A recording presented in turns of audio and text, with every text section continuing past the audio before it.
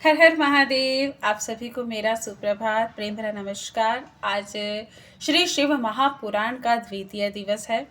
आज हम दूसरा अध्याय शुरू करेंगे। चलिए करते हैं। प्रेम से, प्यार से सब बोलिए हर हर महादेव। श्री शिव पुराण के श्रवण से देवराज को शिवलोक की प्राप्ति तथा चंचुला का पाप से भय एवं संसार से वैराग्य। जो देवराज था, जो प्रेत योनि में था, उसे शिवलोक की प्राप्ति कैसे होती है यह हम सब जानते हैं शिव पुराण सुनने के उपरांत।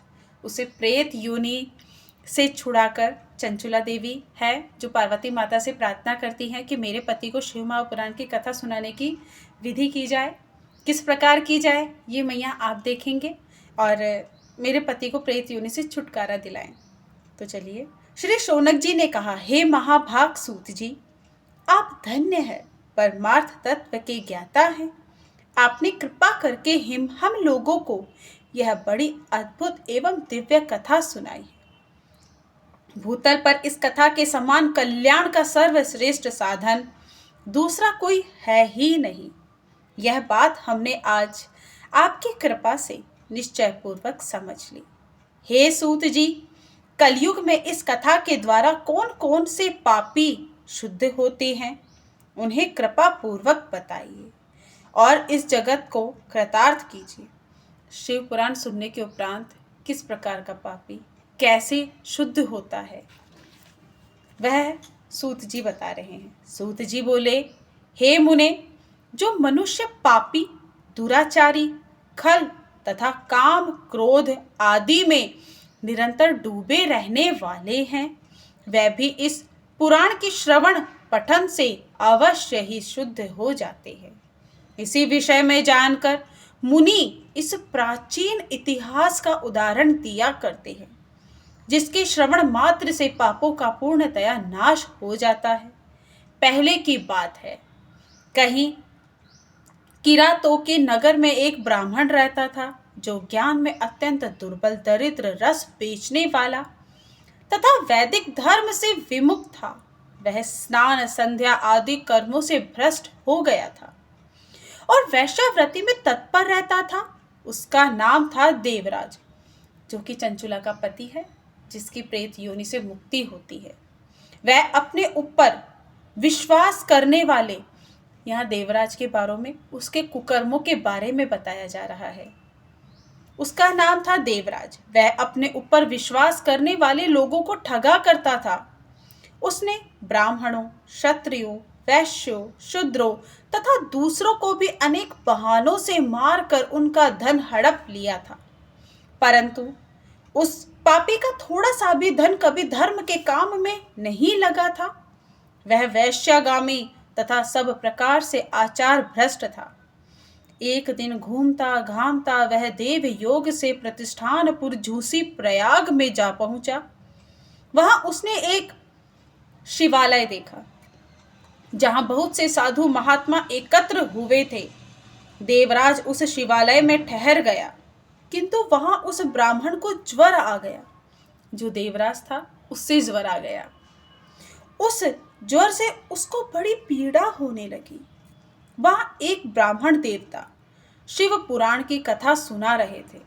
जिस मंदिर में उसे ज्वर आ गया, जिस मंदिर में वो रह रहा था, उसे ज्वर आ गया। अब वो उसी मंदिर में रह रहा है और उस ही मंदिर में एक ब्राह्मण राज शिव महापुराण की कथा बाजते हैं। ज्वर में पड़ा हुआ देवराज ब्राह्मण के मुखार विंद से निकली हुई उस शिव कथा को निरंतर सुनता रहा। 1 मास 1 महीने के बाद वह ज्वर से अत्यंत पीड़ित होकर चल बसा। यमराज के दूत आए और उसे पाशों से बांधकर बलपूर्वक यमपुरी ले गए। इतने में ही शिवलोक से भगवान शिव के पार्षद गण आ गए। उनके गौर अंग कपूर के समान उज्जवल थे, हाथ त्रिशूल से सुशोभित हो रहे थे। उनके संपूर्ण अंग भस्म से उद्भासित थे और रुद्राक्ष की मालाएं उनके शरीर की शोभा बढ़ा रही थी। वे सब के सब क्रोध पूर्वक यमपुरी में गए और यमराज के दूतों को मार पीट कर बारंबार धमकाकर उन्होंने देवराज को उनके चंगुल से छुड़ा लिया और अत्यंत अद्भुत विमान पर बिठाकर जब वह शिवदूत कैलाश जाने को उद्यत हुए, उस समय यमपुरी में बड़ा भारी कोलाहल मच गया। उस कोलाहल को सुनकर धर्मराज अपने भवन से बाहर आए। साक्षात दूसरे रुद्रों के समान प्रतीत होने वाले उन चारों दूतों को देखकर धर्मज्ञ धर्मराज उनका विधि पूर्वक पूजन किया और ज्ञान दृष्टि से देखकर सारा वृतांत जान लिया। उन्होंने भय के कारण भगवान शिव के उन महात्मा दूतों से कोई बात नहीं पूछी, उल्टे उन सबकी पूजा एवं प्रार्थना की। तत्पश्चात वे शिवदूत कैलाश को चले गए और वहां पहुंचकर उन्होंने उन ब्राह्मण को दया सागर श्री सांब सदाशिव के हाथों में दे दिया। शौनक जी ने कहा, हे महाभाग सूत जी, आप सर्वज्ञ हैं। हे महामते, आपके कृपा प्रसाद से मैं बारंबार कृतार्थ हुआ। इस इतिहास को सुनकर मेरा मन अत्यंत आनंद में निमग्न हो रहा है। अतः अब भगवान शिव में प्रेम बढ़ने वाली शिव संबंधिनी दूसरी कथा को भी कहिए। श्री सूत जी बोले, हे शौनक, सुनो, मैं तुम्हारे सामने गोपनीय कथा वस्तु का भी वर्णन करूंगा, क्योंकि तुम शिव भक्तों में अग्रगण्य तथा वेद वेत्ताओं में श्रेष्ठ हो। समुद्र के निकटवर्ती प्रदेश में एक वाशकल नामक ग्राम है, जहां वैदिक धर्म से विमुख महापापी द्विज निवास करते हैं। वह सबके सब बड़े दुष्ट हैं। उनका मन दूषित विषय भोगों में ही लगा रहता है। वह न देवताओं पर विश्वास करते हैं न भाग्य पर।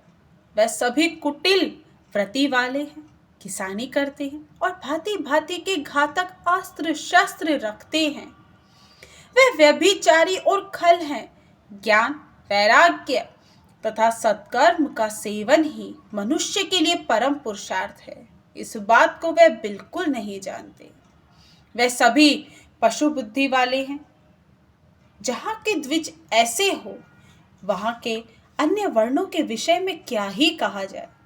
अन्य वर्णों के लोग भी उन्हीं की भांति कुत्सित विचार रखने वाले स्वधर्म विमुख एवं खल हैं। वे सदा कुकर्म में लगे रहते हैं और नित्य विषय भोगों में ही डूबे रहते हैं। वहाँ की सब स्त्रियां भी कुटिल स्वभाव की, स्वेच्छाचारिणी, पापासक्त, कुत्सित विचार करने वाली और व्यभिचारिणी हैं। वे सद्व्यवहार तथा सदाचार से सर्वथा शून्य हैं। इस प्रकार वहां दुष्टों का ही निवास है।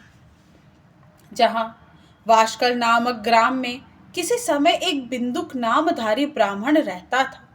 वह बड़ा अधम था, दुरात्मा और महापापी। यद्यपि उसकी स्त्री बड़ी सुंदर थी, तो भी वह कुमार्ग पर ही चलता था। उसकी पत्नी का नाम था चंचुला। वह सदा उत्तम धर्म के पालन में लगी रहती थी, तो भी उसे छोड़कर वह दुष्ट ब्राह्मण वैश्यगामी हो गया था। इस तरह कुकर्म में लगे हुए इस बुंदुक के बहुत से वर्ष व्यतीत हो गए। उसकी स्त्री चंचुला काम से पीड़ित होने पर भी सधर्म नाश के भय से क्लेश सहकर भी दीर्घकाल तक धर्म से भ्रष्ट नहीं हुई, परंतु दुराचारी पति के आचरण से प्रभावित हो आगे चलकर वह स्त्री भी दुराचारिणी हो गई।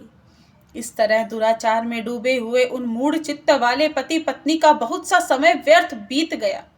तदनंतर शूद्र जातीय वैश्य का पति बना हुआ वह दूषित बुद्धि वाला दुष्ट ब्राह्मण बिंदुक समयानुसार मृत्यु को प्राप्त हो नरक में जा पड़ा। बहुत दिनों तक नरक के दुख भोग कर वह मूढ़ बुद्धि पापी विंध्य पर्वत पर भयंकर पिशाच हुआ। नरक के दुख भोगने के पश्चात इतने कर्म किए उसने, इतने पाप किए कि उसे विंध्य पर्वत पर भयंकर पिशाच योनि में जाना पड़ा। इधर उस दुराचारी पति बिंदुक के मर जाने पर वह मूढ़ हृदय चंचुला बहुत समय तक पुत्रों के साथ अपने घर में ही रही। एक दिन देव योग से किसी पुण्य पर्व के आने पर वह स्त्री, कौन स्त्री? चंचुला देवी। देवी क्यों कह रही हूं अभी पता चलेगा। किसी पुण्य पर्व के आने पर वह स्त्री भाई बंधुओं के साथ गोकर्ण क्षेत्र में गई। तीर्थ यात्रियों के संग से उसने भी उस समय जाकर किसी तीर्थ के जल में स्नान किया। फिर वह साधारणतया मेला देखने की दृष्टि से बंधुजनों के साथ यत्र तत्र घूमने लगी। घूमती गामती किसी देव मंदिर में गई और वहां उसने एक देवज्ञ ब्राह्मण के मुख से भगवान शिव की परम पवित्र एवं मंगलकारिणी उत्तम पौराणिक कथा सुनी। कथावाचक ब्राह्मण कह रहे थे कि जो स्त्रियां पर पुरुषों के साथ व्यभिचार करती हैं वह मरने के बाद यमलोक में जाती हैं तथा यमराज के दूत उनकी योनियों में तपे हुए लोहे का परिघ डालते हैं। पौराणिक ब्राह्मणों के मुख से यह वैराग्य बढ़ाने वाली कथा सुनकर चंचुला भय से व्याकुल हो वहां कांपने लगी। जब कथा समाप्त हुई और सुनने वाले सब लोग वहां से बाहर चले गए, तब वह भयभीत नारी एकांत में शिव पुराण की कथा बाँचने वाले उन ब्राह्मण देवता से बोली। चंचुला ने कहा, हे ब्राह्मण, मैं अपने धर्म को नहीं जानती थी, इसलिए मेरे द्वारा बड़ा दुराचार हुआ है। चंचुला देवी ब्राह्मण से कह रही है कि मैं अपने धर्म को नहीं जानती थी और इसी कारण मेरे द्वारा बड़ा दुराचार हुआ है। हे स्वामी, मेरे ऊपर अनुपम कृपा करके आप मेरा उद्धार कीजिए। आज आपके वैराग्य रस से ओतप्रोत इस प्रवचन को सुनकर मुझे बड़ा भय लग रहा है। मैं कांप रही हूँ, मुझे इस संसार से वैराग्य हो रहा है। मुझे मूढ़ चित्त वाली पापिनी को धिक्कार है। मैं सर्वथा निंदा के योग्य हूँ, कुत्सित विषयों में फंसी हुई हूँ और अपने धर्म से विमुख हो गई हूँ। हाय, न जाने किस किरकोर कष्टदायक दुर्गति में मुझे पड़ना पड़ेगा और वहां कौन बुद्धिमान पुरुष कुमार्ग में मन लगाने वाली मुझ पापिनी का साथ देगा। मृत्यु काल में उन भयंकर यमदूतों को मैं कैसे देखूंगी जब वह बलपूर्वक मुझे मेरे गले में फंदा डालकर मुझे बांधेंगे, तब मैं कैसे धीरज धारण कर सकूंगी। नरक में जब मेरे शरीर के टुकड़े टुकड़े किए जाएंगे, उस समय विशेष दुख देने वाली उस महायातनाओं को मैं कैसे सहूंगी। हाय, मैं तो मारी गई, मैं जल गई, मेरा हृदय विदीर्ण हो गया और मैं सब प्रकार से नष्ट हो गई, क्योंकि मैं हर तरह से पाप में ही डूबी रही हूँ। हे ब्राह्मण, आप मेरे गुरु हैं, आप ही माता, आप ही मेरे पिता हैं। आपकी शरण में आई हुई मुझे दीन अबला का आप ही उद्धार कीजिए। सूत जी कहते हैं, हे शौनक, इस प्रकार खेद और वैराग्य से युक्त हुई चंचुला ब्राह्मण देवता के दोनों चरणों में गिर पड़ी तथा उन बुद्धिमान ब्राह्मण ने कृपा पूर्वक उसे उठाया और इस प्रकार कहा। अब जो वो उत्तर देंगे वो हमारे दूसरे अध्याय में आएगा। इसी के साथ हर हर महादेव, जय हो भोलेनाथ। आप सब रोज एक अध्याय शिव महापुराण का या तो पढ़ा करें, पढ़ नहीं पाते हैं तो अवश्य सुने, घर में जरूर से सुने। घर में इसकी आवाज़, इसके शब्दों की गूंज होनी चाहिए। हमारा मन इस चीज़ के लिए एकदम से तैयार नहीं होगा, क्योंकि ये जो समय है सही की तरफ नहीं जाना चाहता है, लेकिन हमें अपने मन को कंट्रोल में करना है, उसे वश में करना है। इतना समय निकालें कि शिव महापुराण, रामायण, भागवत गीता, आपको जो अच्छी लगती है, आपका जिस इष्टदेव में आपकी भक्ति है, आपकी श्रद्धा है, आपका विश्वास है, आप उसके प्रति थोड़ा सा आदर और थोड़ा प्रेम, थोड़ी श्रद्धा रखें। इसी के साथ हर हर महादेव, जय भोलेनाथ। प्रभु सबका उद्धार करें।